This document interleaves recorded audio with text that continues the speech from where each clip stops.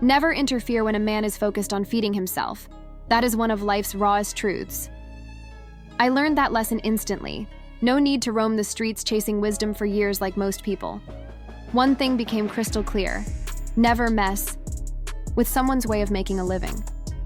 Taking away how someone puts food on their table is just as damaging as taking their life. And now, Dave Chappelle has just pulled back the curtain, dropping what looked like undeniable receipts suggesting that the lawsuit against Shannon Sharpe was not just a case, it was a setup. The details? Absolutely wild. You probably heard about that lawsuit filed against Shannon just a few days ago. A woman going by Jane Doe accused him of some serious things, claiming he allegedly assaulted her multiple times. Her real name? Gabrielle Zuniga. But here is where it gets deeper. According to Dave Chappelle, she is not acting alone. He claims she is allegedly backed by some influential figures with an agenda to take down Club Shay Shay. Think about it. Shannon has ruffled feathers by calling out major celebrities on his podcast. Now it is starting to make sense why someone would want to silence that platform. But here is where things really start to spiral. Rumors are flying that Shannon might have been playing a dangerous game behind the scenes. Word is, he has allegedly been involved in blackmail, using sensitive information he gathers during podcast tapings to pressure high-profile individuals. If that is true, it looks like his winning streak may have just hit a wall. And if anyone is bold enough to blow the lid off this, it is Dave Chappelle, who seems more than ready to let the truth fly. So the real question is, who exactly are the celebrities Shannon Sharpe supposedly tried to extort? Let us break it down, because one thing about Mr. Sharpe, when Dave Chappelle speaks, you might expect a joke, but what you will not get is a lie. He has always had a way of weaving truth into humor, and this situation is no different. Back when Club Shay Shay started gaining traction, Dave was one of the first to give Shannon a heads up. Tread lightly when calling out celebrities. Hosting. A podcast is one thing, inviting guests, sharing stories, having fun, but somewhere along the way, the tone shifted. What began as honest conversation started to look more like calculated shots at major public figures. And that is when the warning signs started flashing. One thing we all know about celebrities: they do not take kindly to being exposed, especially not by one of their own. The moment another public figure starts airing out secrets, it hits different.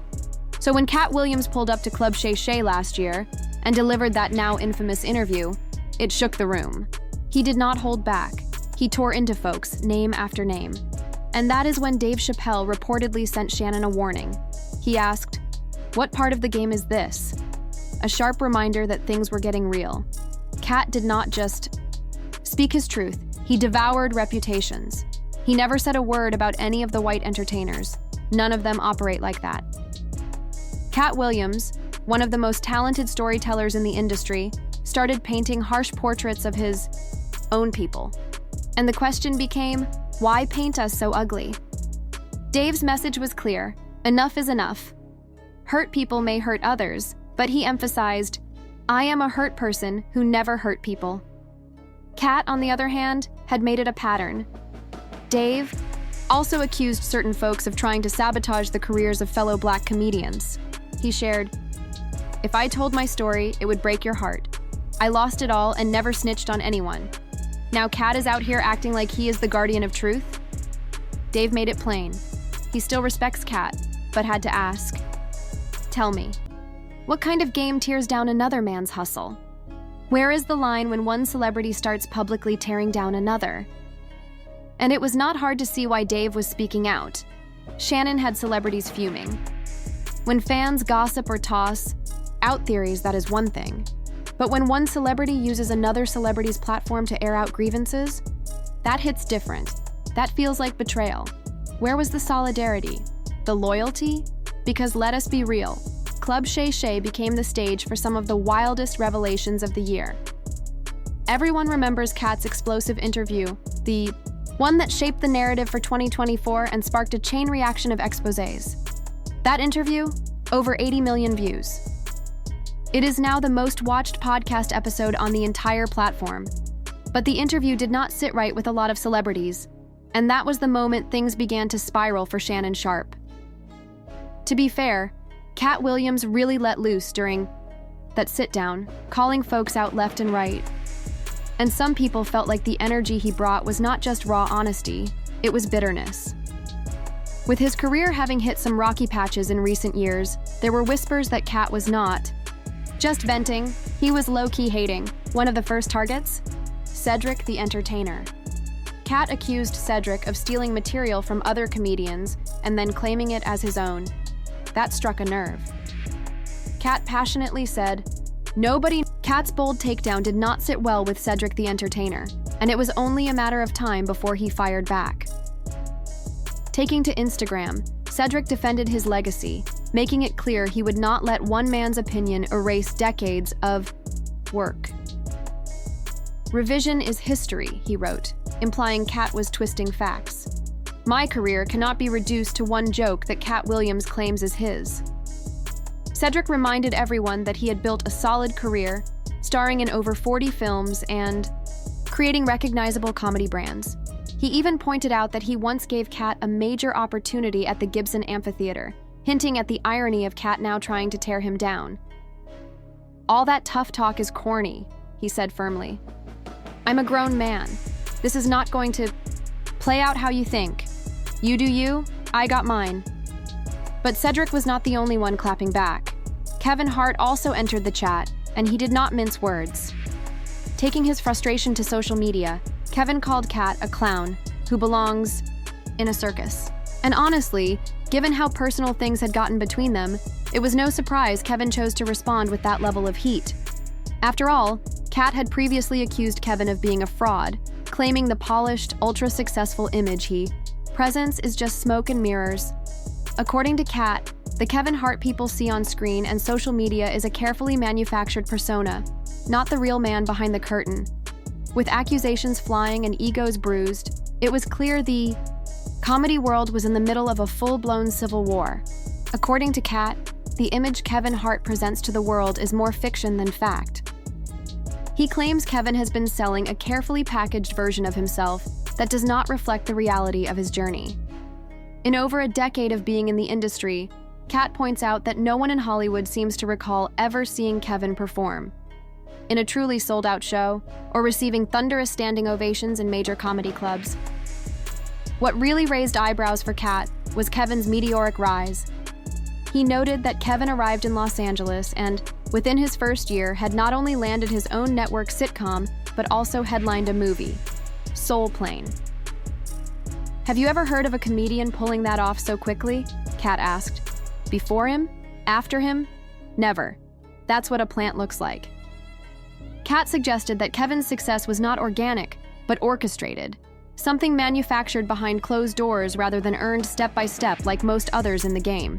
He even referenced Kevin's own documentary with Chris Rock, where Kevin talks about his East Coast roots in comedy, something that Kat says contradicts the Hollywood narrative that surrounded his rise. Still, to be fair, Kat's issues with Kevin did not just pop up out of nowhere. Their feud has been simmering for years. Kat's main gripe with the industry was always about authenticity. He believes he was blackballed for refusing to conform to Hollywood's rules and for speaking uncomfortable truths. Meanwhile, he saw Kevin as someone who played the game and benefited from it, while others paid the price for staying true to themselves. Kevin Hart didn't hold back when he addressed the situation on The Breakfast Club. He made it clear that Kat Williams' fall from grace wasn't about being too real or a victim of Hollywood. Instead, Kevin argued that Kat's troubles were a result of his own behavior, specifically how difficult he was to work with. According to Kevin, the reason Kat was blacklisted wasn't some grand conspiracy. It was about personal issues that made him a liability in the industry. Kevin took full responsibility for his own career, both the good and the bad, but he called out Kat for refusing to do the same. My frustration with Kat comes from the constant blame placed on Hollywood, Kevin said. Hollywood this, the white man that, but when do you take responsibility for your actions? Kevin argued that Kat had his shot. He had the potential to be the guy, the star, but he squandered it. Kevin brought up how Kat missed promo shoots and trips, showing up late or not at all, which made him a risk for studios. The studio stopped backing him because he became a liability. Kevin said. He chose that path, so why not take responsibility for that? Kevin's point was clear. If Kat wanted to make a comeback, he needed to own his mistakes, fix whatever was broken, and then stand up for comedy, not just point fingers at everyone else. When Kat Williams spilled the tea on Kevin Hart during his Club Shay Shay interview, it felt like payback for all the previous shots Kevin had thrown at him. Shannon was already on shaky ground after that Club Shay Shay interview with Kat Williams. But things took a wild turn when Monique appeared on the podcast. With her history of calling out major figures in the entertainment industry, Shannon was walking a tightrope. And once Monique started calling out names like Tyler Perry, Oprah, and even Kevin Hart, it became clear that Shannon's podcast was becoming a platform for targeted attacks on big-name Black celebrities. Monique's interview didn't hold back. She came for Oprah and Tyler Perry, alleging they were the ones who blackballed her after she refused to do unpaid promotional work for Precious, despite having already fulfilled her contractual obligations. Monique's side of the story is that when she refused to do more press without compensation, things quickly turned sour. And it wasn't just a minor disagreement, it became an all-out industry blackout. Hollywood is a small world, and once Oprah and Tyler Perry turned their backs on her, it set off a chain reaction.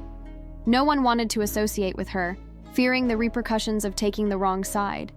But in the midst of all this, Monique claimed that Kevin Hart was one of the few people who truly tried to help her.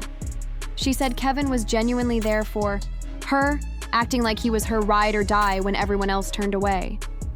Even though she was already being blacklisted and marginalized, Kevin supposedly made it seem like he was on her side, willing to stand up for her when things were unraveling in her career.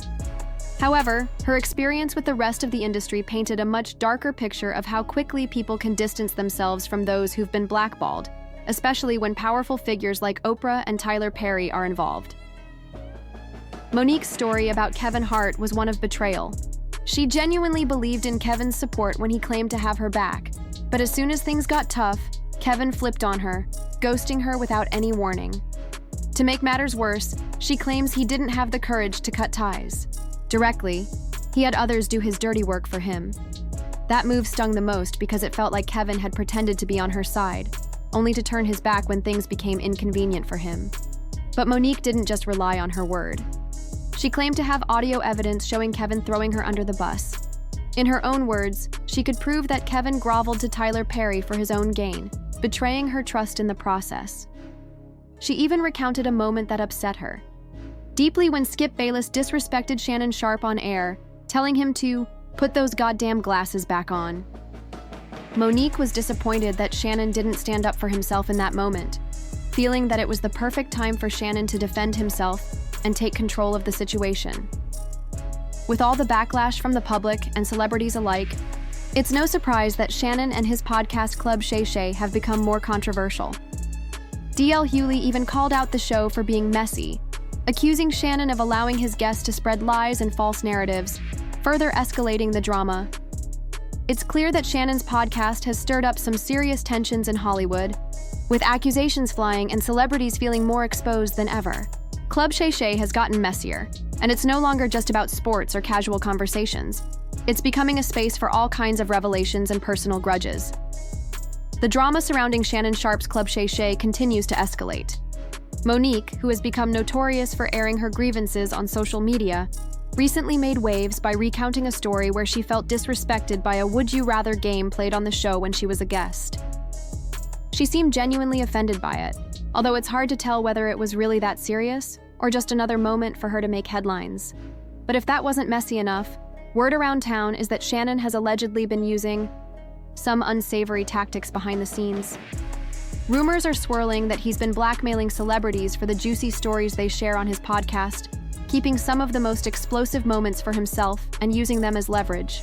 It's a wild claim, and while it's hard to confirm its truth, if it holds water, it might explain why some of the biggest names in Hollywood are eager to take him down. Adding more fuel to the fire is the fact that this lawsuit came at a very convenient time. It was filed just one day before news broke that Shannon was on the verge of signing a massive deal for his podcast, one that could potentially be worth over $100 million. That's a huge payday, especially considering his contract with Colin Cowherd's The Volume Podcast Network had recently come to an end. It's almost as if someone knew this was coming and decided to strike just when Shannon's career was about to hit a major milestone. Whether these claims are valid or just an attempt to sabotage Shannon's success, one thing is for sure. The drama surrounding Club Shay Shay is only getting juicier. The timing of the lawsuit does indeed raise suspicions, especially given the massive contract Shannon Sharpe was about to sign for his Club Shay Shay podcast. Shannon's camp is framing the situation as a financial shakedown, accusing Jane Doe and her lawyer of trying to extort millions from him. The argument from his legal team is that the intimate encounter in question was consensual, supported by the evidence of a secretly recorded video that Jane Doe allegedly presented. This adds another layer of controversy, suggesting that what has been portrayed as a case of abuse may, in fact, be a case of mutual consent, at least according to Shannon's defense. However, this claim doesn't dismiss the gravity of the allegations or the fact that the legal proceedings are still ongoing. The leaked texts might be Shannon's attempt to undermine the lawsuit by showing a pattern of behavior that seems inconsistent with the accusations, but the presence of such texts doesn't necessarily disprove Jane Doe's claims of manipulation or abuse.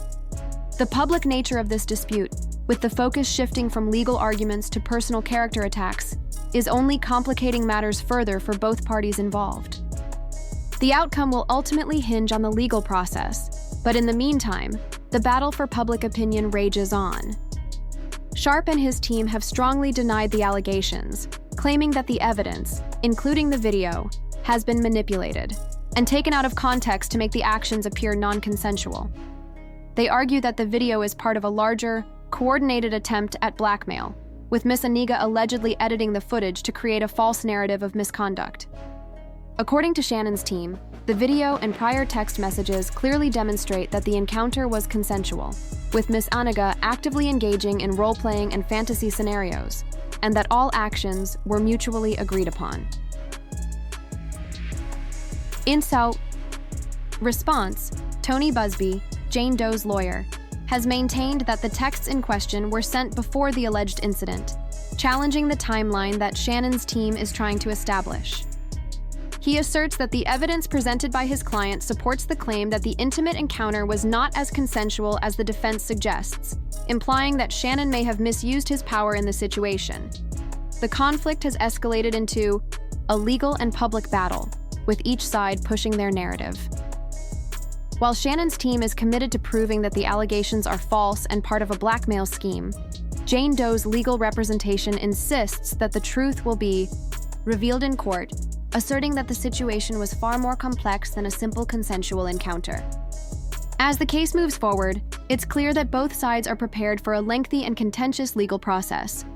The focus now is on what the courts will ultimately decide based on the evidence and testimonies presented by both parties.